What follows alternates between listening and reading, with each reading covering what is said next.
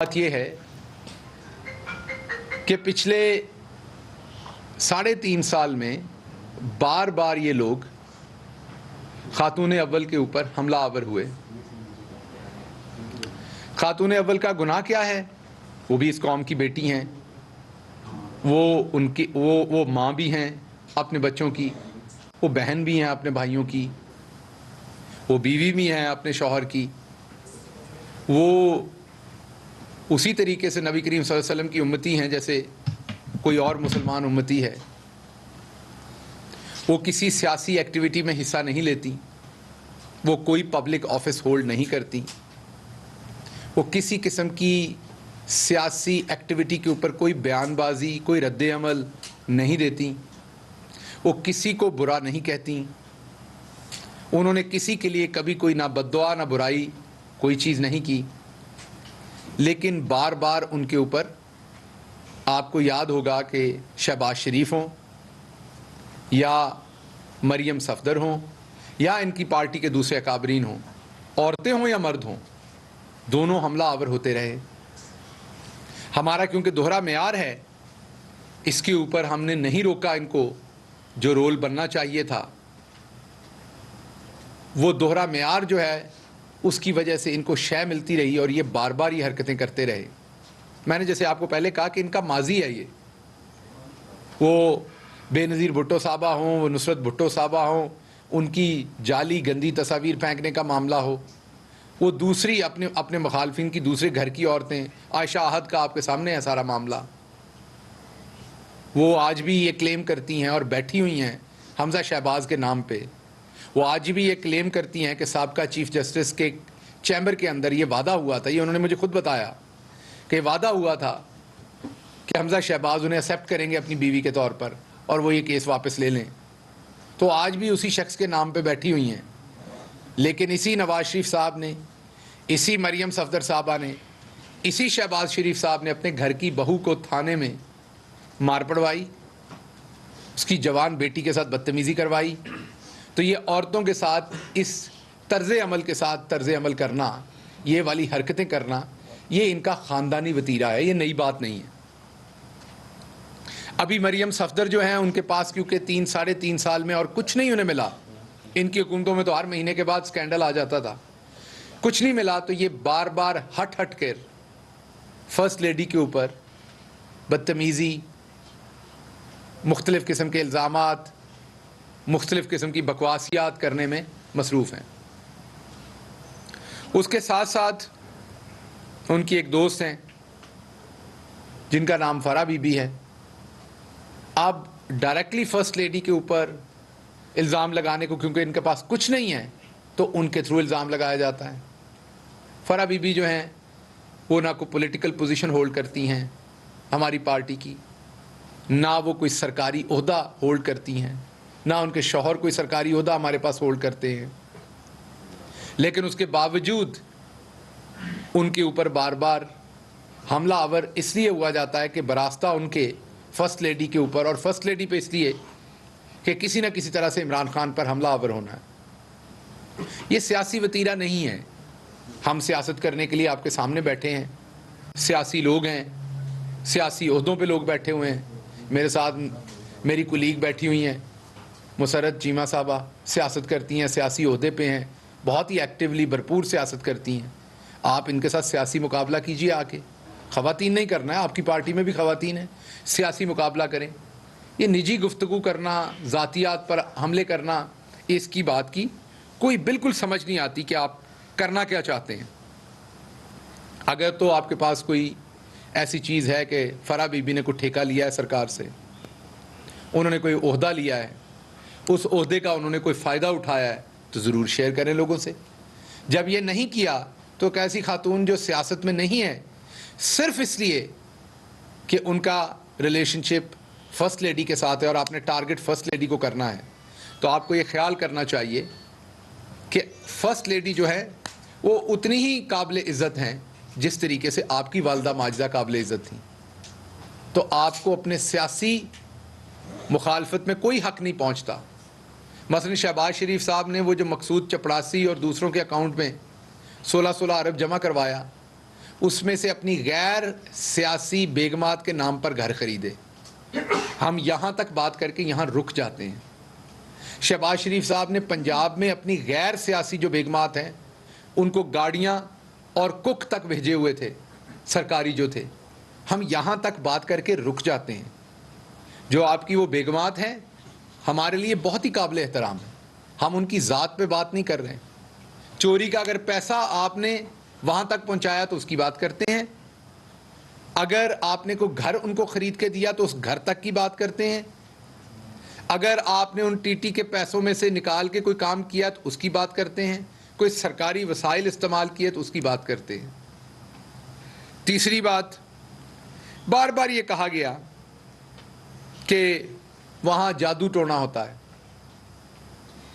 पाकिस्तान के अंदर मुख्तलिफ मकातब फ़िक्र के लोग रहते हैं, मुख्तलिफ तरह के लोग हैं।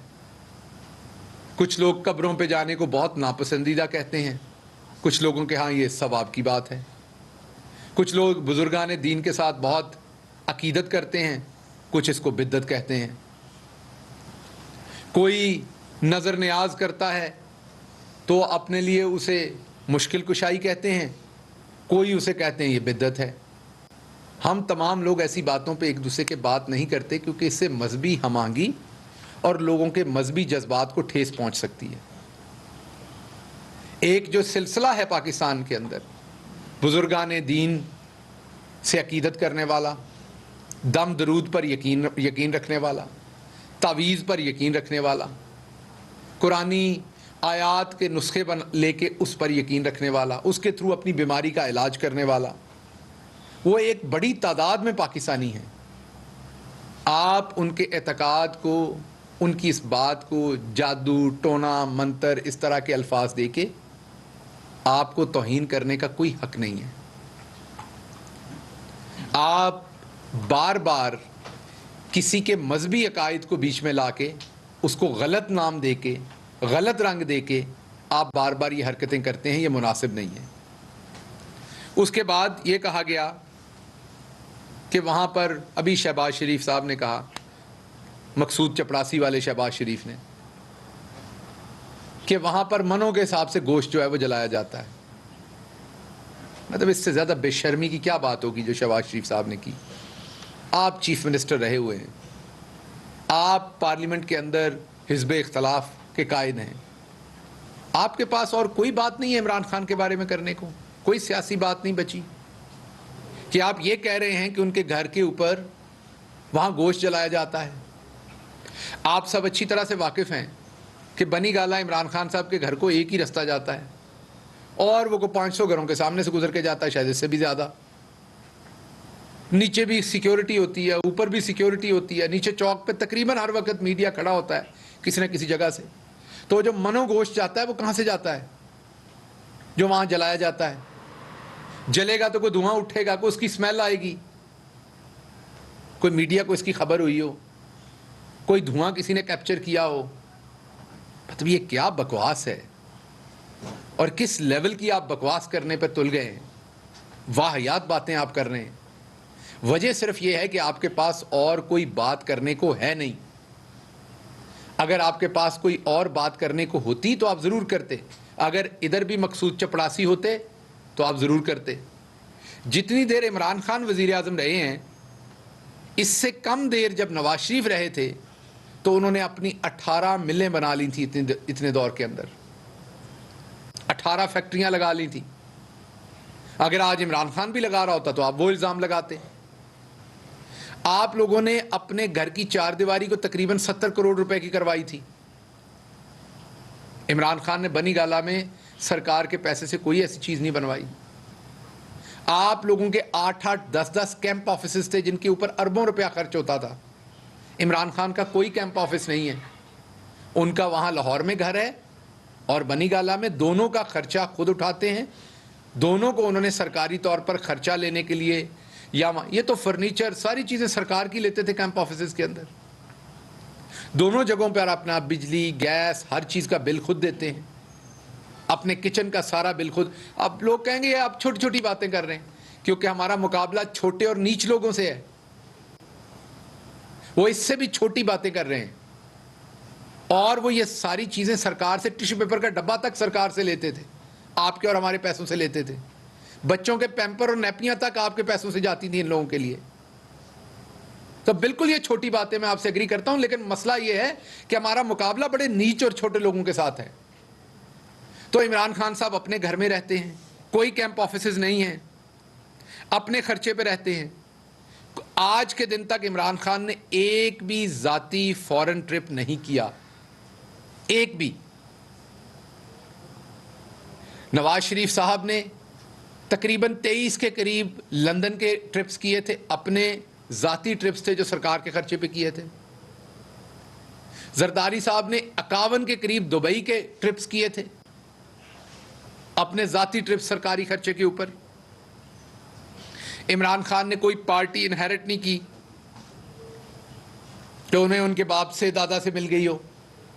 इमरान खान का कोई रिश्तेदार किसी पार्टी या हुकूमती पोजीशन के ऊपर नहीं है, कोई फैसला साजी की पोजीशन पे नहीं है। अब बुजदार साहब आए थे तो वो ऐन से आए थे, वो जादू टोने से आए थे, लख दी लानत है तुहाडे ते। फिर वो आज़ाद कश्मीर वाले प्राइम मिनिस्टर आए थे तो वो भी जादू टोने से आए थे। तो अब चौधरी परवेज इलाही साहब किस जादू के थ्रू आ रहे हैं? उनका तो नाम ऐन से शुरू नहीं होता, मेरा नाम तो ऐन से शुरू नहीं होता, परवेज खटक साहब का नाम तो ऐन से शुरू नहीं होता, महमूद साहब का नाम तो ऐन से शुरू नहीं होता केपी में, फवाद चौधरी साहब का नाम तो ऐन से शुरू नहीं होता। तो ये सारे लोग ओहदों पे क्यों हैं? तो किसी का नाम तो अब ऐन के नाम से बहुत सारे इस्लामी नाम है, किसी का तो शुरू होना है। उस्मान डार साहब का भी है। सो आपको शर्म आनी चाहिए। अगर आपको नहीं आती तो मीडिया के लोगों को इन्हें शर्म दिलानी चाहिए। अगर मीडिया के दोस्त नहीं दिला सकते तो इनके घर में माएँ बहनें होंगी, उन्हें इन्हें शर्म दिलानी चाहिए। इनके वोटर सपोर्टर्स की माएँ बहनें होंगी, उन्हें इन्हें शर्म दिलानी चाहिए। माशरे को इस सिमत ना लेके जाएं कि आपके पास अगर इमरान खान पर मैंने जो सारी बातें गिनवाई हैं इसमें कोई बात अगर गलत है तो आप बता दीजिए। अगर तो इमरान खान का मकसूद चपड़ासी है तो बता दें। इमरान खान ने 18 फैक्ट्रियां लगा ली, बता दें। इमरान खान ने इनकी तरह 51 ट्रिप्स किए दुबई के जरदारी की तरह, या इमरान खान ने 23 ट्रिप लंदन के किए ज़ाती ट्रिप सरकार के पैसे पे, या इमरान खान ने अपने रिश्तेदारों को सरकारी मुलाजमीन दिए, या इमरान खान के लिए पाए हरीसा जो है वो हेलीकॉप्टर पर आता है। इनके तो सारे टब्बर को, मतलब मुझे बाद में पता चला, अब वो क्योंकि सियासत में इसलिए बात कर रहा हूँ, मुझे बाद में पता चला कि एक खातून है वो मरियम सफदर के बहुत पास होती हैं, उनको भी हेलीकॉप्टर लाहौर छोड़ के आया करता था। ये मुझे पीएम हाउस से पता चला। मतलब जो इनकी मुलाजमा होती थी उनको भी हेलीकॉप्टर, मुझे ये पीएम हाउस से पता चला कि स्पेशल ये खुद जुमे वाले दिन मरी चले जाते थे सुबह, और उन्हें एक हेलीकॉप्टर लाहौर छोड़ के आता था, और ये खुद शाम में मरी जाते थे जुमे वाले दिन। तो आपके तो मुलाजमीन भी हेलीकॉप्टरों को इस्तेमाल करते थे। सारा दिन पीएम ऑफिस जो था वो आप लोगों ने अपना थड़ा और डेरा बनाया हुआ होता था। तो इसलिए आपको शर्म करनी चाहिए। आपके पास अगर कोई सियासी बात है तो वो करें। सियासत में आपका हाल ये है